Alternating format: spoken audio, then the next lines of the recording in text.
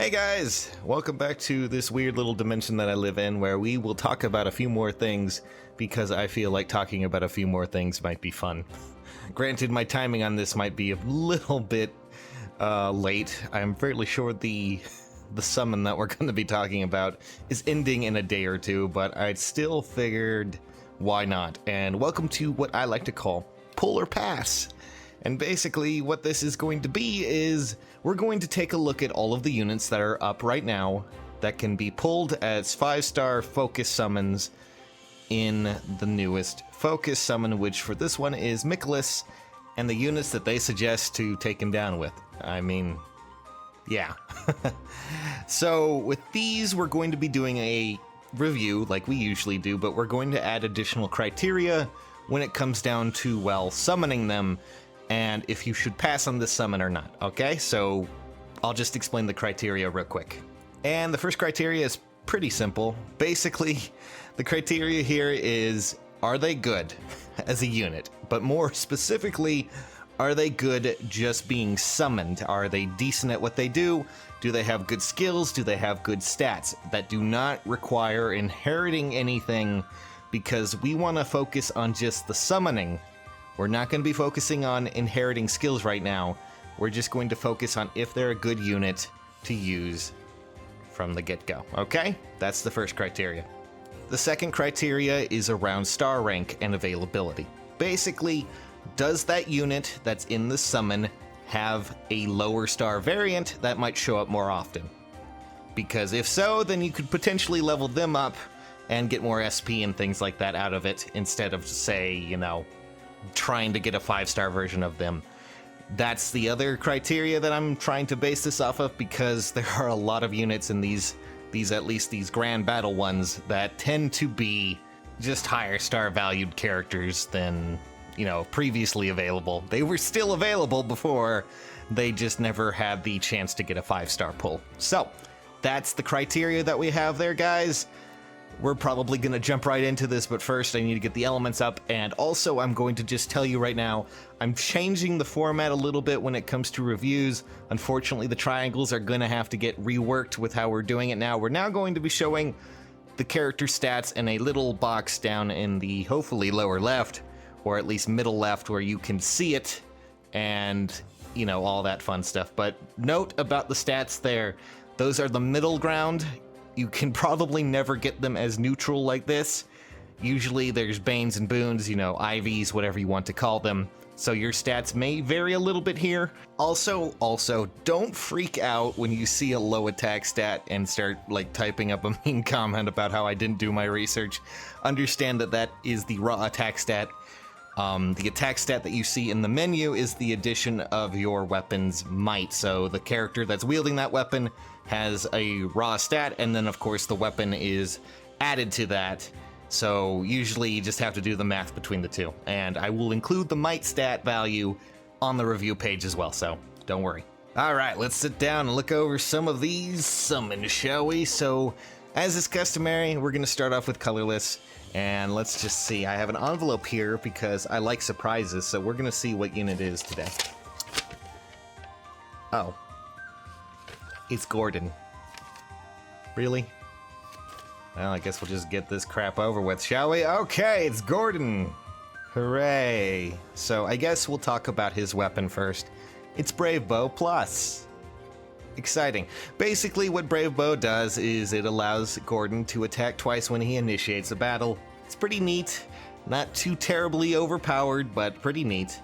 And apparently he does not have a special skill. Instead, he has a command skill, which is Shove.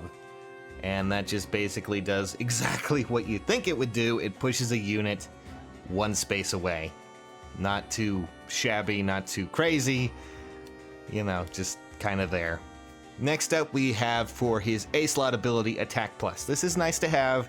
It means he has a bit more attack if you scale this up 1, 2, or 3 based on its rank. Not too terribly strong, but, you know, attack is a nice ability to have. But, and I mean this in a nice way, his B skill slot is Vantage. Vantage! That's actually a very nice skill for him to have. It allows him to counterattack if his health gets low, and it means that he will attack first, and hopefully he will attack and actually kill the unit that may be trying to kill him. That's the basic overview of Gordon. Nothing too crazy about him. Outside of Vantage, I mean, that's kind of nice. So I guess we'll go into pros and cons, and we'll talk about him as a unit in this whole summoning scheme.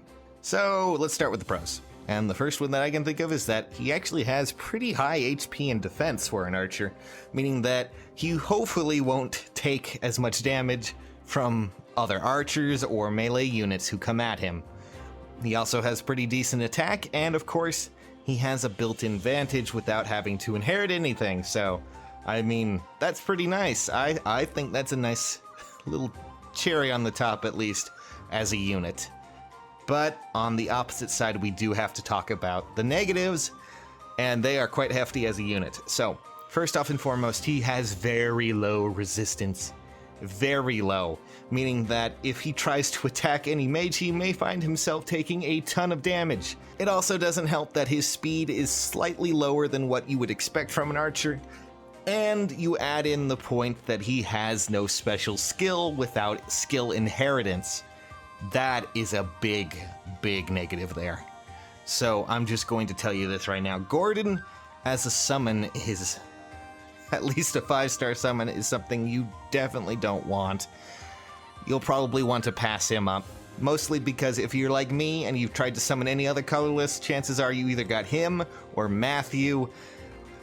It's just, I honestly think he is probably one of the worst units you can get out of the summon right now.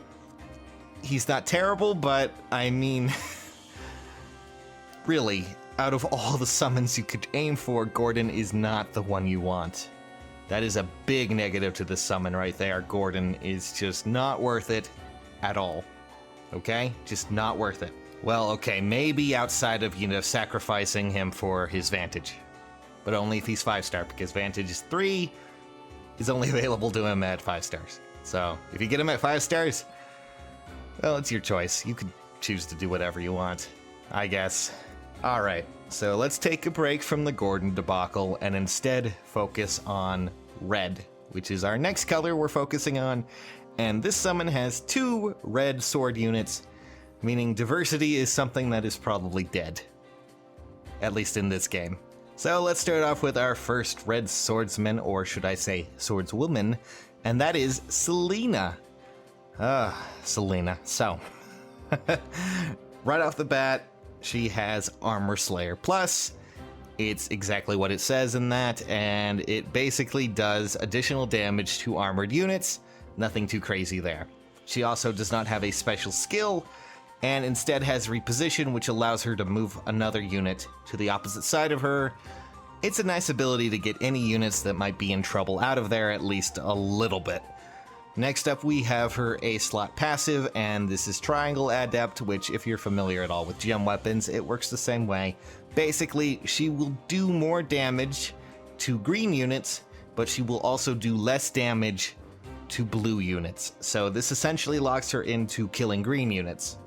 Her C-slot, well, it's threat and speed. That's a nice debuff. It means that, well, opponents hopefully will not outspeed her or any of your teammates, meaning that they will take less damage, or at least, less multiple hits. That's just the idea there. Outside of that, Selena's kind of balanced in a way. She's, all around balanced. And we're going to go into pros and cons real quick. So, yeah, here we go. First off, in her pros, as I said before, she is actually pretty balanced when it comes to stats. She has decent support skills and threat and speed. Triangle Adept does help her in at least dealing with greens. But I want to remind you that right now, there's actually a lot more reds and blues in the meta than there are greens. So she is going to be quite weak compared to other red units in some ways, and she's also going to be weak against non-green units. Add to the fact that this unit, Selena, comes in other various forms, both 4 and 3-star, meaning that you will probably already have her quite a bit. She is not the best unit you can get out of this summoning, and that is I hate to say it because I actually like Selena in some of her games. You know, I liked her in Fates and I liked her in Awakening, but still, as a unit, I honestly would have much preferred someone else. And I just saying, much preferred someone else. She is just not really something you should be aiming for when it comes to summoning. Chances are, if you really like Selena and you really wanted to make her into your team, you probably already have her at 5 stars. And that just kind of seals the deal for her. Unfortunate, that is another kind of dock to this summoning pull. Still, we have 2 more units that could turn it around, so on to the next. Moving on, we have Eliwood. You know, Eliwood, right? Roy's father? Please tell me you know this. Come on, it's gonna be on the test at the end. Seriously. Still though, Eliwood starts off with the weapon Durandal, and what this does is it grants him +4 attack when he initiates combat. As long as he's the one initiating, it means more damage. From there, we also have Holy Vestments and Sacred Cowl as his special skill, which means that he will be taking less damage because every so often, he will be reducing that damage by 30%. Next up, we'll move on to Axebreaker, which basically means he's going to be doing a lot better against axe users based on his health percentile, and I believe that goes 90, 70, and 50%. As long as he's above that, he will have the advantage over any axe units, basically disallowing them from using any follow-up attacks. So that's a nice little advantage there. From there, we also have Spur Resistance, which grants adjacent allies resistance +2 and 3. You might be wondering why he doesn't have Spur Res 3. Well, that's because instead he has Ward Cavalry. I know it's not marked here, but basically what Ward Cavalry does is it grants allies within 2 spaces that are cavalry units defense and res +4 during combat. So let's talk about his pros and cons, and I'll be pretty honest, he has quite a few more pros than he does have cons, and those are that he has good HP, speed, and resistance. Those are kind of exciting to me, honestly. He has great attack, and his weapon ability does aid him in that, meaning that he will be doing more damage. With resistance, that means he can box mages a bit more efficiently, possibly even dragon units, and well, we only really have one con, and that is that his defense is on the lower side. That's not necessarily a bad thing, but he will take some hits from melee a bit harder than most. Still though, he does have some decent stats around here. Not only that, as a unit, Eliwood is actually pretty exciting. He's not a bad unit to get at all. He's a very, very reliable red unit. If you do get him, hell, I'd be happy. But when it comes to a summon, as a summon pull, there's a bit of a problem there, and that is that he does appear at lower ranks. He has both a 3 and 4 star that have the probability of popping up when you summon, meaning that his rarity, honestly, you'd probably do better just ranking up a 3 or 4 star unit version of him than trying to, say, pull him as a rare unit. I'm just saying, that way you'll have more SP, and that way you will probably have a better Eliwood if you really do love him as a character. If you really want him, by God, go do it. But still, that's a big downer on this whole summon, because Eliwood is a great unit. But if you do decide to do the summon and get Eliwood, great. I'm happy for you. But if you do get him at a lower star rank, even better. I mean, that way you can skill him up, get him higher, maybe use your feathers on him if you really do enjoy him. But as a 5-star summon, it's a little weird. Just saying. So far, 3 of the units have been characters that you can get at lower stars, in fact, as low as 3 stars. So that is kind of a hit to the summon, as I see it. Still though, Eliwood is a fantastic unit. I really do recommend him. If you do decide to level him up, you can make him pretty fantastic. And moving on from Eliwood, well, we have to skip blue because it's kind of hard to focus on a focus summon when there's no blue focus summon unit. So, bye blue and hello green. And from there we have a character we've talked about before on this channel, and I'll be particularly honest here, I'm actually kind of excited to see her as a focus summon, and that is Minerva. And, well, it's kind of fitting considering, well, this whole battle, the grand battle, is focused around her brother. Why not, right? So, let's talk about her weapon. It's Hot Claire. If you don't already know, it's a shared weapon. Both her and Michalis have it, and what it does is, well, it accelerates special trigger cooldown by 1. It's essentially a killer axe, but it has higher attack stat. So, yeah, it's a killer axe plus 2 if you were to put it into any stretch.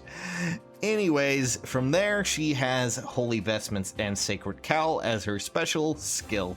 Now, we've already seen this skill before with Ellawood, but it bears repeating. Basically, it's a reduction of 30% damage that would have been taken from units 2 spaces away. And honestly, with Sacred Cowl, that charges down to 2, and with Hot Claire, it's down to 1, so it will be triggering quite often. From there, we do have the other things that, oh boy, just looking at it. Life and Death. This is something that people, when they look at Minerva, they go, oh, geez. Because Life and Death adds 3, 4, and 5 attack and speed. Granted, in exchange, it also reduces her defense and resistance by the same amounts. But still, this means Minerva will be hitting hard and hitting fast. So it's... oh man, it's really up to you if you want to equip this with her, but I really do enjoy me some Life and Death, just saying. And I guess we'll talk about her C slot passive, and that's Spur Defense. It's basically anyone who initiates combat around her will get 2 or 3 defense based on rank, and she only has 2, and that's because, well, just like Ellawood, she has a ward skill, and that is Ward Flyers, which grants flying units the same sort of resistance and defense, plus 4 within 2 spaces around her. Which means flying, team boys! Sorry. I'll try to act less white from here on out. Well, it's time for pros and cons, and we've already said this before, but I mean, it bears repeating. Extremely high attack, especially with Life and Death. Extremely, extremely high attack. She can decimate units. Not only that, she has good defense, speed, and HP. She also has a massive speed buff, as in it will trigger more often from her weapon, meaning that, well, Sacred Cowl there will be triggering every other fight, every other action. In fact, it might trigger just one fight, every fight, who knows? It really depends on how many actions you get when you attack or are attacked. The only problems that she really has are low resistance, which is kind of a problem for her. You know, especially when you add in Life and Death, which will reduce that even further. And we have the typical, you know, archer problem that most flyers have. I mean, you could get Iote's Shield, I guess, and put it on there, but still, Life and Death is a fantastic ability in some ways. Anywho, I'll just say this right now. Minerva is the best unit you can get from this pull. The best. Ellawood is good. Minerva is fantastic. Also, she's only available as a Rarity 5 unit, meaning the only real way to get her without a lot of luck is this summon. And, well, I mean, it's nice to have a very powerful axe unit. And if you're looking for someone like that, you could go with Minerva. She is definitely the one, and I hate to say that, the one positive of this summon. I like Ellawood, but Minerva is the only rare unit that is really worthwhile trying to summon here. Alright, so this time we've gone through all of the units, and it's time to give a final judgment when it comes down to if you should pass on this summon or if you should start firing up those orbs and see what you get. So, first off, Gordon. Eh. Selena. Eh. Ellawood. Pretty nice. Too bad he's, you know, has problems in that he's, well, already kind of lower rarity. You can get him fairly easily. And then, of course, we also have Minerva. Fantastic. Fantastic. The one shining star in this whole summon. So, that is basically a 1 out of 4. And I can safely say with that, this gets a straight pass from me. if you're really, really invested and, want a good green unit, Minerva is, well, one of the better ones you can get out of there. But unless you're really aiming for a Gordon or a Selena, I really say just pass. Or you can, of course, do what a lot of people are doing and just focus on green units, and hopefully you'll get lucky. That's just my input here. I simply say, for now, pass. Strong pass. And that's pretty much all there is for this summon review thing. Pull or pass? Would you like to see more of it? Would you like to see me talk about more units that you can get out of these kind of things, and if you should just skip a whole summoning cycle? Tell me in the comments. For now, I'm gonna be hopping off. It's time for bed. I will see you nerds later. Also, don't forget to leave a like. Maybe share it with your friends. Discuss it over some coffee or something. I like coffee. Do you?